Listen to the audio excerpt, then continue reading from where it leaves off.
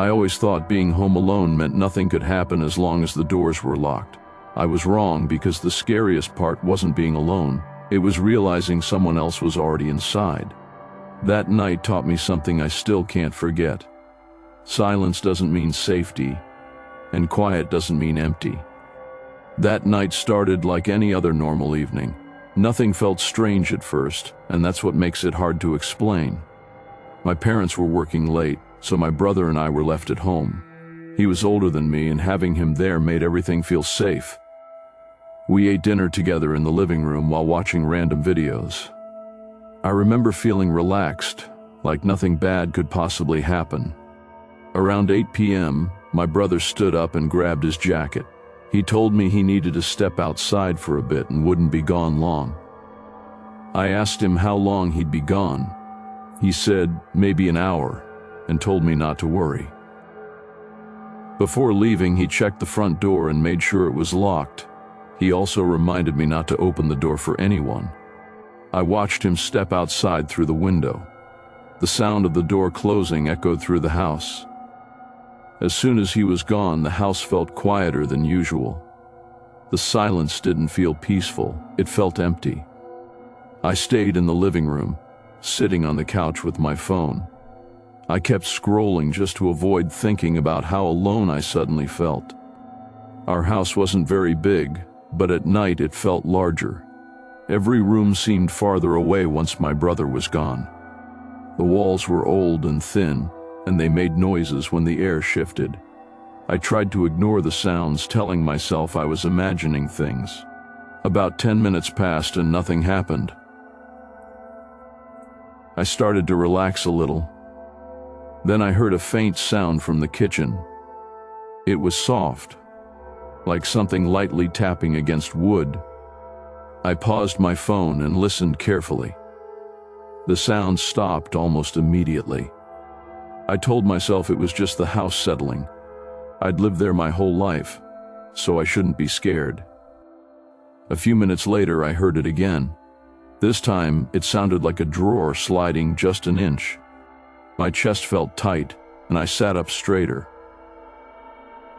I stared toward the kitchen, waiting for something else to happen. Nothing did. The silence came back, heavier than before. I stood up and walked slowly toward the kitchen. Each step felt louder than it should have. When I reached the doorway, everything looked normal. All the drawers were closed, and nothing seemed out of place. I felt stupid for being nervous. I went back to the couch and tried to laugh it off. As I sat down, I heard a sound from upstairs. It sounded like a footstep. I froze, listening closely.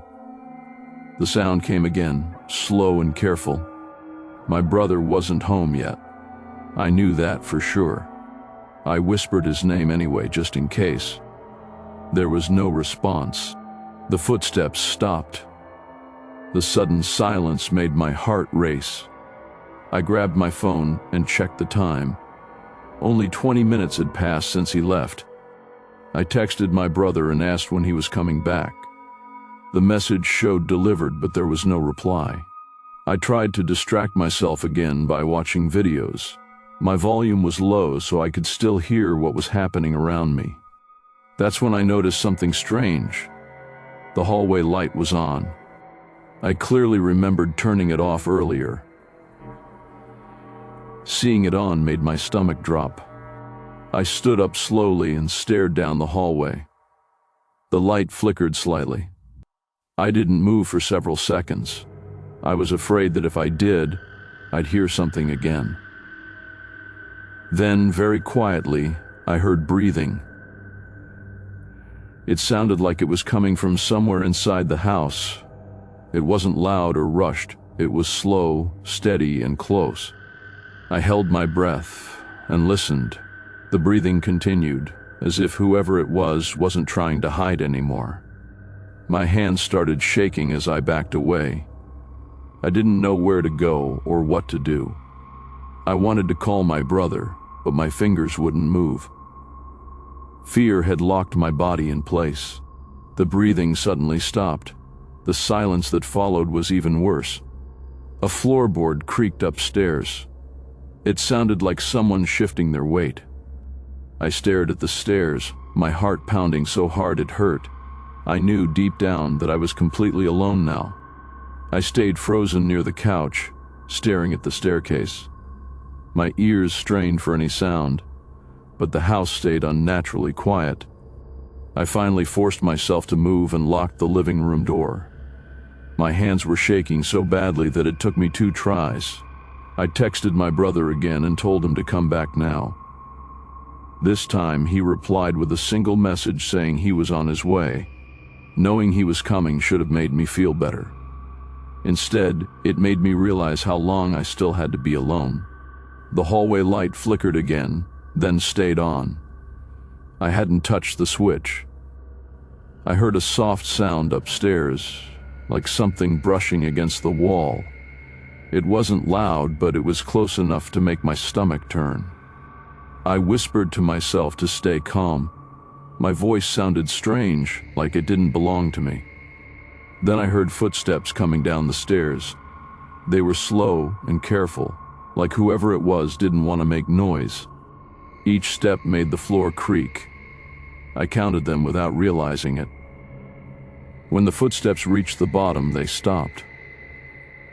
The silence felt heavy, like the air itself was pressing down on me. I could hear breathing again, clearer this time. It sounded like it was just outside the door. I backed away until I hit the couch. My phone buzzed in my hand, nearly making me scream. It was a call from my brother. I answered without saying anything. I could barely hear him over my own heartbeat. I whispered that someone was inside the house. He told me to stay locked in and said he was only a few minutes away. His voice sounded serious in a way I'd never heard before. The breathing outside the door suddenly stopped. That terrified me more than hearing it. Something gently touched the door handle. It didn't try to open it, just rested there. I covered my mouth to keep from crying. My legs felt weak, like they were about to give out. After a few seconds, the pressure disappeared. I heard footsteps moving away, heading toward the back of the house. A door opened somewhere downstairs. The sound was slow and deliberate. Then everything went quiet again. No footsteps, no breathing, nothing. I stayed locked in place until I heard the front door open. My brother shouted my name. I unlocked the door and ran to him without thinking. My whole body was shaking. He checked every room in the house while I stayed close behind him. Everything looked normal at first. Then he checked the back door. It was unlocked. We both stood there silently. Neither of us remembered unlocking it. My parents came home early after my brother called them. The police were contacted, but no one was found. There were no signs of forced entry. Nothing was missing. That night, I didn't sleep at all. Every small sound made me flinch. Even now, years later, I still think about how quiet it all was. Whatever was inside the house didn't rush, didn't panic, and didn't need to hurry, like it knew my brother would eventually come back. I didn't think much of being home alone that afternoon. It was something I'd done plenty of times before without any problems. The house felt normal when I locked the door behind my brother after he left. I remember watching him walk down the street before going back inside. At first, I decided to kill time by playing games in the living room. The TV was loud enough to fill the house with noise. I liked keeping the volume high because it made the house feel less empty. Silence always made me overthink. The living room was connected to a long hallway that led to the bedrooms. I avoided looking down it whenever I could. As I played, I noticed the sunlight slowly fading through the windows. The shadows in the house started stretching longer than usual. After about an hour, I got bored and muted the TV. The sudden quiet felt heavier than I expected. I stood up and walked to the kitchen to grab a drink. Everything looked normal at first. The refrigerator light flicked on as I opened it. The hum of the fridge was the only sound in the room. While drinking, I heard a faint noise behind me. It sounded like something brushing against the wall. I turned around quickly. Nothing was there. I laughed quietly at myself and went back to the living room. I told myself I was just letting my imagination run wild. To distract myself, I grabbed my controller and started playing again. I kept glancing toward the hallway without realizing it. The game music played in the background, but something felt off. It felt like the sound wasn't reaching every part of the house. I paused the game when I heard a soft thud upstairs. It wasn't loud, but it didn't sound natural. I waited for another sound. Nothing followed.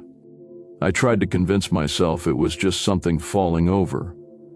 The house was old and things shifted all the time. I unpaused the game but lowered the volume. I wanted to be able to hear what was going on around me. That's when I noticed the hallway light was on. I was sure it had been off earlier. I stared at it for several seconds without moving. My chest felt tight for no clear reason. I slowly walked closer to the hallway. Each step felt heavier than the last. The light flickered slightly as I reached the entrance. The air felt colder there. I called out, asking if anyone was home. My voice echoed back at me. There was no response. The house felt like it was listening. I decided to check upstairs just to be sure. I didn't want to sit downstairs wondering. Halfway up the stairs, I heard a sound behind me. It was the faint creak of a floorboard. I froze in place. The sound didn't come from upstairs. I slowly turned my head toward the living room. Everything looked exactly the same. My heart started beating faster as I stood there. I suddenly felt exposed. I forced myself to continue upstairs. Stopping felt worse than moving. At the top of the stairs, I noticed one bedroom door was slightly open. I was sure I had closed it earlier. I stood there staring at the gap. Darkness filled the space inside the room. I reached out and pushed the door open slowly. It creaked loudly. The room was empty.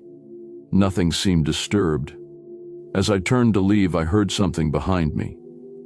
It sounded like a breath. I spun around instantly. There was no one there. I laughed nervously and told myself to calm down. My voice sounded shaky in the quiet room.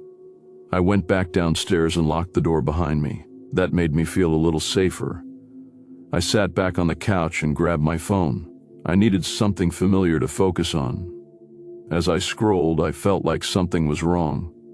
The house felt different now. The air felt thicker. Even the smallest sounds felt amplified. Then I heard it again. A slow, deliberate footstep. It didn't come from upstairs this time. It came from the hallway. I lowered my phone and listened carefully. My heart was pounding in my ears. Another step followed. Whoever it was wasn't trying to be quiet anymore. I stared at the hallway, unable to move. The shadow at the end of it shifted slightly. I knew at that moment that whatever was making those sounds wasn't part of the house. And I also knew this wasn't going to end quickly. I stayed frozen on the couch, staring at the hallway. The shadow at the end of it didn't move, but I couldn't shake the feeling that it was watching me. I told myself it was just the lighting. Shadows change when the sun goes down. Another footstep echoed softly through the house. It was closer than before. My body reacted before my mind did. I slowly stood up, trying not to make a sound. I considered calling someone, but the thought of making noise scared me more. I tightened my grip on my phone and listened. The hallway light flickered once. Then it went completely dark. I felt my heart drop. The house suddenly felt much bigger. From the darkness, I heard something shift. It sounded like fabric brushing against the wall. I took a step back. My foot hit the edge of the couch, and the sound felt painfully loud. The noise stopped immediately. Whatever it was had heard me. I held my breath and waited.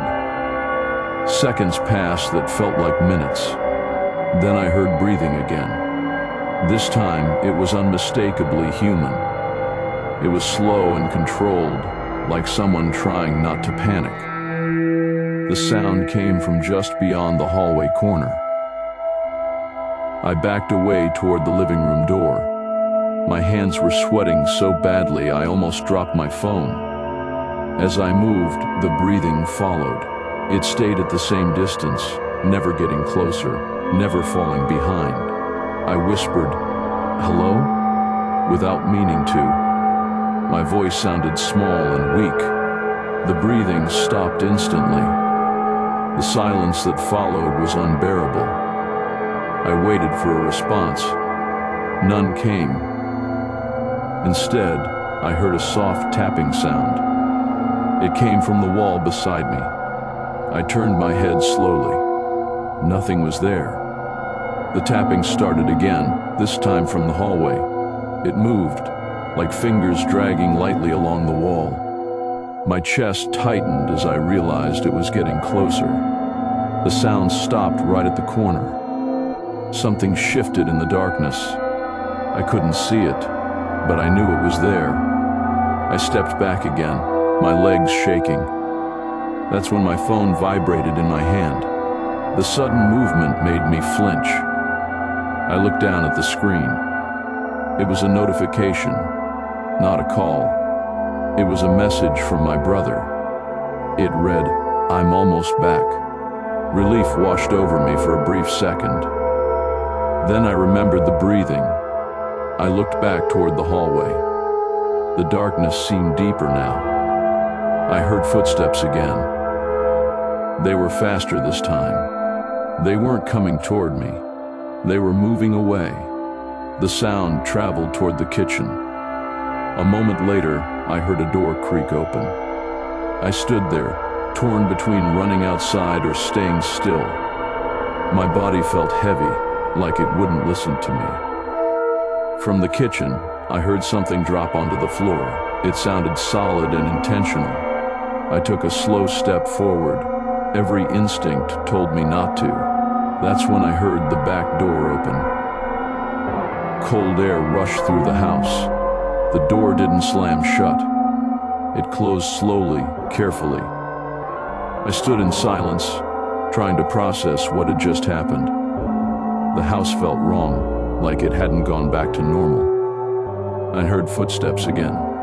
This time, they were coming toward me.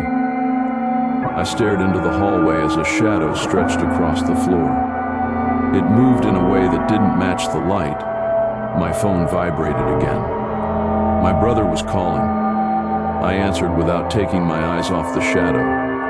He asked why the back door was open. I opened my mouth to speak. The shadow took one more step forward. I screamed my brother's name as the shadow stepped fully into the light. It wasn't a shadow anymore. It was a man standing barefoot inside our house. My brother burst through the front door at the same moment. The man turned, smiled at me, and ran straight toward the back. We chased after him, but the back door was wide open and the yard was empty. There were no footsteps, no sound, and nowhere he could have gone. The police said there were no signs of forced entry. What scared me most was that nothing was stolen that night. My brother admitted something he hadn't told me before. He said the back door had been unlocked when he left. To this day, I still think about how calm that man was. It felt like he wasn't breaking in. He was already home. Being home alone never scared me until the night my phone rang from inside the house. The problem was that my phone was already in my hand. I had the whole evening to myself, and I planned to enjoy it. I locked the doors, turned on the lights, and settled into the couch. The house felt comfortable at first, familiar, quiet, and safe. I ordered food and waited while watching videos on my TV. Time passed faster than I expected. When my food arrived, I grabbed it and ate in the living room. I left my phone on the couch beside me. After eating, I cleaned up and went to my room. I brought my phone with me and lay down. A few minutes later, I realized I forgot my charger in the living room. I sighed and walked back out to get it. The living room lights were still on. Everything looked exactly how I left it. I grabbed the charger and turned back toward the hallway. That's when my phone rang. The sound didn't come from my hand. It came from the couch. My heart skipped as I looked down at my phone screen. It was dark and silent. The ringing continued. My phone was vibrating on the couch even though I was holding it. I stared at it, trying to understand what I was seeing. The caller ID showed my own number. I didn't answer it. I couldn't move. After a few seconds, the ringing stopped. The screen went black. I stood there, breathing slowly. I told myself it had to be some kind of glitch. I picked up the other phone. It was warm. I dropped it immediately. My chest felt tight. That's when I heard a voice. It came from the hallway behind me. It said my name, quietly. I turned around slowly. The hallway was dark. I asked who was there. My voice sounded smaller than I expected. No one answered. The silence felt heavy. I backed away toward the front door. Every step felt too loud. My phone vibrated in my hand. I almost screamed. This time it was a text message. It was from my own number. The message said, "Why didn't you answer?" I felt my stomach drop. I ran outside without grabbing anything else. I didn't lock the door. When I looked back at the house, the hallway light turned on by itself. I never went back inside that night. I stayed outside for several minutes, staring at the house and waiting for something else to happen. When nothing did, I convinced myself I was overreacting. I went back inside slowly, keeping my phone ready to call for help. The hallway light was off again. I checked every room one by one. Nothing was out of place. I told myself it had all been a glitch, maybe two phones syncing or a delayed call. That explanation didn't feel right, but I accepted it anyway. I sat back down on the couch and tried to calm my breathing. That's when I noticed the second phone wasn't there anymore. The spot where it had been was empty. My stomach dropped. My phone buzzed again. This time it was a voicemail notification. I didn't remember getting a call. My hands shook as I pressed play. The audio started with silence. Then I heard breathing. It sounded exactly like the breathing I'd heard in the hallway earlier. Slow, close, and patient. Then a voice spoke. It was my voice. It said, "I can see you now." The voicemail ended immediately after. I stood up and ran for the door again. My legs felt weak, but fear pushed me forward. Before I reached it, I heard the back door open. Someone was inside the house. I screamed and burst out the front door without looking back. I didn't stop running until I reached a neighbor's house. The police searched the place later that night. They found nothing missing and no signs of forced entry. They asked me if I owned two phones. I told them I only had one. When I went back the next day, my house felt normal again, too normal. I found my charger plugged in, neatly wrapped, and placed on my bed. I know for a fact I didn't put it there. To this day, I still have that voicemail saved. I've never played it again, because the timestamp says it was recorded after I left the house.